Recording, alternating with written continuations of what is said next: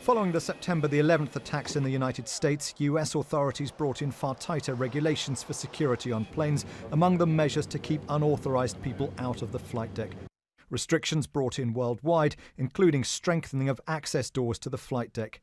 That also involved procedures to determine how those doors can be opened and who ultimately decides on that. Captain, here's your water. This Airbus video shows the normal procedure with the captain and first officer in their seats. Any crew members trying to get access would have to contact the flight deck. Then, following an electronic procedure, a buzzer sounds and the pilots decide whether or not to open the door. There is also an emergency procedure to get access, but that can still be blocked from the flight deck. In this case, the pilot, who'd left the cockpit briefly, was unable to return, nor could he force entry through the strengthened door. Apparently, it's impossible, otherwise the pilot would have done it. If the pilot could have opened the door, which was a very strong door, the pilot would have done it.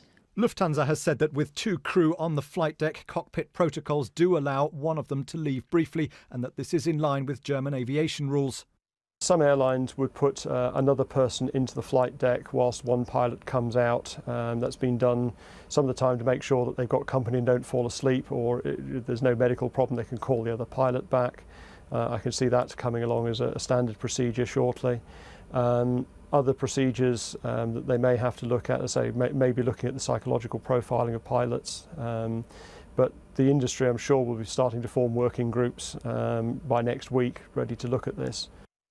One key question for investigators is how technology designed to keep unauthorized people out of the cockpit may, in this case, with the deliberate intention of the co-pilot, have prevented the man with ultimate responsibility for the aircraft from getting back in. Daniel Boettcher, BBC News.